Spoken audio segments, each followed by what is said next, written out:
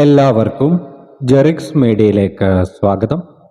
December മാസം മുതൽ സാമൂഹ്യ സുരക്ഷാ ക്ഷേമനിധി പെൻഷനുകൾ കൈപ്പറ്റുന്ന ഗുണഭോക്താക്കൾക്കുള്ള ഏറ്റവും പുതിയ വിതരണ അറിയിപ്പ് എത്തിയിരിക്കുകയാണ്.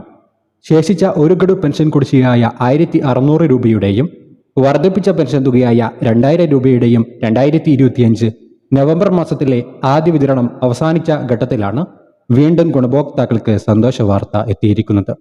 ഇലക്ഷൻ പ്രമാണിച്ച് ഗുണഭോക്താക്കൾക്ക് ഡിസംബർ മാസത്തിലെ പെൻഷൻ തുകയായ 2000 രൂപയുടെ വിതരണം 26.67 ലക്ഷത്തോളം വരുന്ന അക്കൗണ്ട് നമ്പറുകൾ നൽകിയിട്ടുള്ള ഗുണഭോക്താക്കൾക്ക് ബാങ്ക് അക്കൗണ്ടിലേക്കും 24 ലക്ഷത്തോളം വരുന്ന ആളുകൾക്ക് സഹകരണ സംഘം ജീവനക്കാർ വഴി കൈകളിലേക്കും എത്തിച്ചേരുമെന്നുള്ള സൂചനകളാണ് ഇപ്പോൾ പുറത്തു വന്നിരിക്കുന്നത്.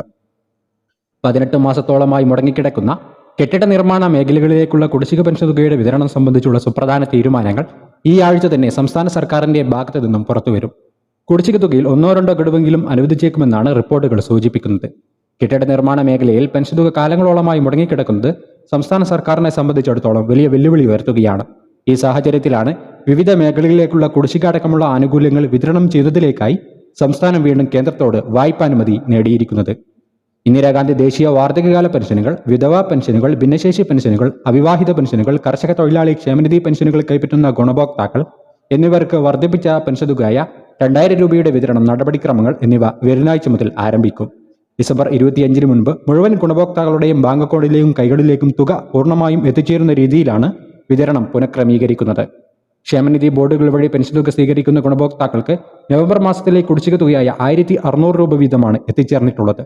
സാങ്കേതിക തടസ്സം മൂലം 2000 രൂപ വീതം എത്തിച്ചേർന്നിട്ടില്ലാത്ത ഗുണഭോക്താക്കൾക്ക് ഇന്നു മുതൽ തുക എത്തിച്ചേരും.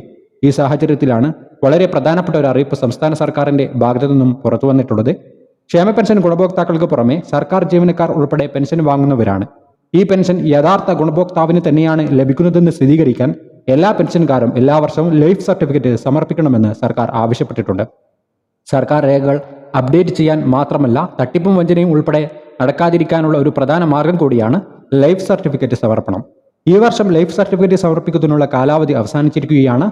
നവംബർ 30 ആയിരുന്നു അവസാന ദിവസം. ഈ നിശ്ചിത ദിവസത്തിനുള്ളിൽ ലൈഫ് സർട്ടിഫിക്കറ്റ് സമർപ്പിക്കാത്ത പെൻഷനുകാർക്ക് ഡിസംബറിലെയും അതിനുശേഷമുള്ള പെൻഷനും ലഭിക്കില്ല എന്നാണ് അറിയിപ്പുകൾ പുറത്തു വന്നിട്ടുള്ളത്. അപ്പോൾ ഈ ഒരു കാര്യം എല്ലാവരും പ്രത്യേകം ശ്രദ്ധിക്കുക.